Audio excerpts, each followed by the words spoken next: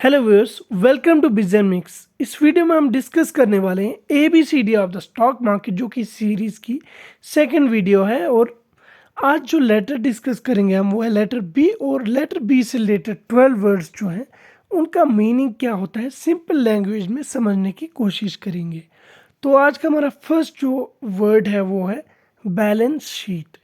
Balance sheet क्या होता है? बैलेंस शीट कंपनी की तरफ से एक फाइनेंशियल स्टेटमेंट इशू किया जाता है जिसमें कि कंपनी के एसेट्स, लाइबिलिटीज़ और शेयर होल्डर्स इक्विटी जो है वो डिस्कस की जाती है।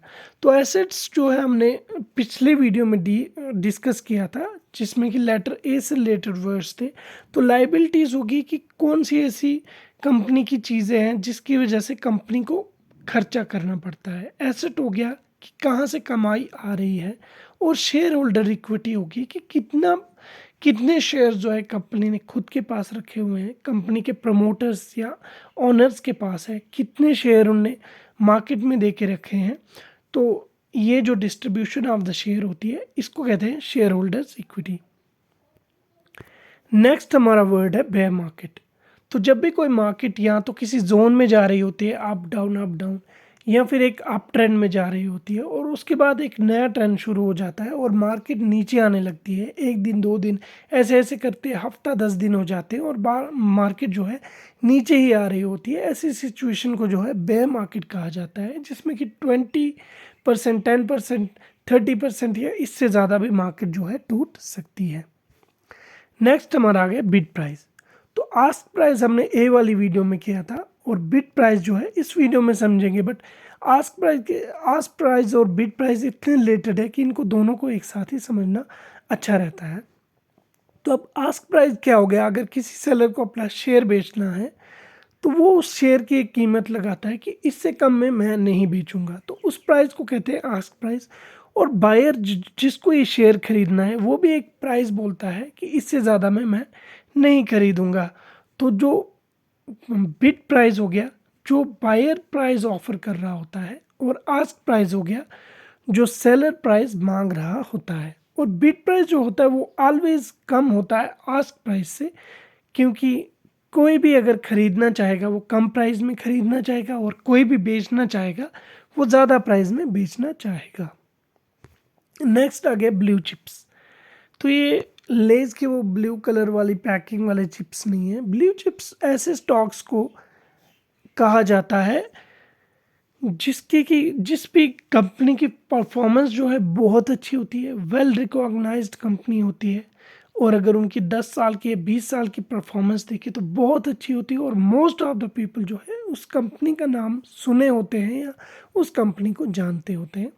ऐसी कंपनी के स्टॉक को जो है ब्लू चिप स्टॉक कहा जाता है।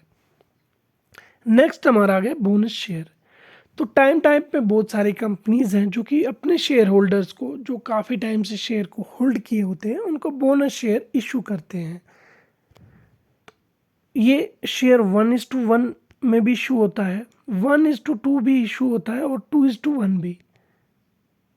यानी कि एक शेयर के बदले एक शेयर, एक शेयर के बदले 2 शेयर भी, और 2 शेयर के बदले 1 शेयर। तो ये कंपनी की तरफ से शेयर होल्डर्स को एक गिफ्ट दिया जाता है फ्री ऑफ द कॉस्ट में। नेक्स्ट हमारा आ गया ब्रेक इवन ट्रेड। तो ब्रेक इवन ट्रेड क्या हो गया? ब्रेक इवन ट्रेड एक ऐसी सिचुएशन कि एक शेयर होल्डर ने एक शेयर को बाई किया और फिर वो शेयर जो है अप जाता है, कुछ प्रॉफिट भी बना के देता है, बट वो उसको बेचता ही नहीं है। फिर ये डाउन हो जाता है और लॉसेस में चला जाता है, बट लॉस में इतना भी नहीं गया कि स्टॉप लॉस हिट हो गया। तो स्टॉप लॉस अगर हिट नहीं हुआ है और फिर धीरे धीरे ऊपर आता है, तो ये शेयर होल्डर जैसे ही जिस प्राइस पे इसने बाई किया था वहाँ पे जब प्राइस होता है तो वो उसको बेच देता है। क्यों बेच देता है? ताकि वो इस ट्रेड से निकल के कहीं और अपने पैसे से ट्रेड कर सके। तो ऐसी सिचुएशन को जो है ब्रेक इवन ट्रेड कहा जाता है। नेक्स्ट आ गया ब्रेकआउट ट्रेड। तो जब भी किसी एक जोन में जो है कोई शेयर का प्राइस फंस जाता है, जैसे कि यहाँ पे दिख रहा है, तो ये एक जोन में फंस गया है, तो उस जोन से जहाँ से वो शेयर बाहर निकलता है तो उस सिचुएशन को जो है ब्रेकआउट ट्रेड कहा जाता है। नेक्स्ट आ गया हमारा ब्रोकरेज। तो ब्रोकरेज क्या है कि जब भी किसी को शेयर खरीदना है तो वो डायरेक्टली खरीद नहीं सकते हैं, उनको एक अकाउंट चाहिए होगा, ट्रेडिंग अकाउंट। और ट्रेडिंग अकाउंट जो है एक ब्रोकरेज कंपनी आपको देती है। आप डायरेक्टली कोई भी शेयर नहीं खरीद सकते, ब्रोकर के थ्रू थ्रू ही खरीदना पड़ता है। और वो ब्रोकर आपको एक अकाउंट देता है और आपसे जो है पर शेयर खरीदने के और बेचने के कुछ चार्जेस लेता है। उन चार्जेस को जो है ब्रोकरेज कहा जाता है। नेक्स्ट हमारा आ गया ब्रेक इवन। नेक्स्ट आ गया हमारा ब्रोकर।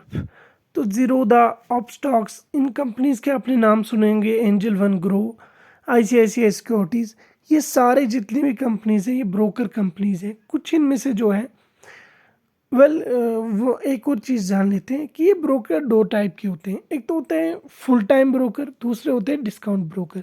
जैसे जीरोधा, अपस्टॉक्स, ग्रो, 5पैसा, ये जो है डिस्काउंट ब्रोकर्स है। यानी कि इनके पीछे एक मैनेजमेंट टीम नहीं होती है जो कि आपको टाइम टू टाइम आपसे कांटेक्ट में रहती है। बट एंजल वन हो गया, आईसीआईसीआई सिक्योरिटीज़ हो गया, कोटक सिक्योरिटीज़ हो गया, ये जो है फुल टाइम ब्रोकर है। जब आप इन ब्रोकर के साथ अपना अकाउंट ओपन करते हैं तो आपको एक रिलेशनशिप मैनेजर मिलता है। और अगर आपको खुद से कोई शेयर बाई एंड सेल करना नहीं आता है तो वो आपके लिए सारे काम कर देता है। तो ये होता है फुल टाइम और पार्ट टाइम डिस्काउंट ब्रोकर का डिफरेंस। नेक्स्ट हमारा आ गया बीएससी।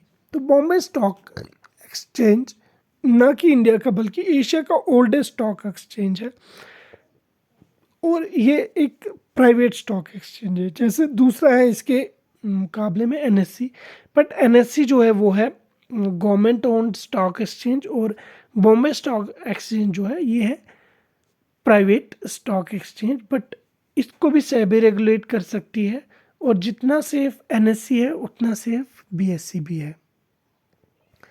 नेक्स्ट आ गया बबल। ये भी एक बहुत ही नेगेटिव सिचुएशन है बबल वाली, कि कोई शेयर होता है उसको पंप किया जाता है या वो पंप हो जाता है किसी न्यूज़ की वजह से, किसी रूमर की वजह से, और बहुत ज़्यादा एकदम से उसके प्राइस बढ़ने लगते हैं और बढ़ने के बाद जो है फिर एकदम से उसके प्राइस गिर जाते हैं। तो जब भी ऐसी कोई सिचुएशन मार्केट में होती है तो उसको कहते हैं बबल।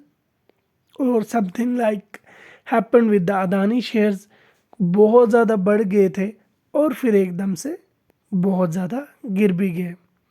बट वो बबल काफ़ी लॉन्ग रन में चला क्योंकि 2 साल उनके शेयर्स बढ़ते गए और उसके बाद एक साथ ही गिरे।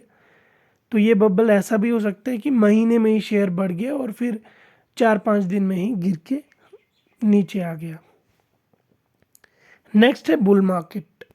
तो जब भी जिस तरह से हमने बेयर मार्केट को समझा था उसका अपोजिट होता है बुल मार्केट, कि अगर मार्केट साइडवेज जा रही है या डाउन ट्रेंड में आ रही है और फिर अचानक से एक न्यू ट्रेंड स्टार्ट होता है, बायर्स जो है वो सेलर्स पे हावी हो जाते हैं और पूरी की पूरी मार्केट धीरे धीरे ऊपर जाने लगती है, तो ऐसी सिचुएशन को जो है बुल मार्केट सिचुएशन कहा जाता है।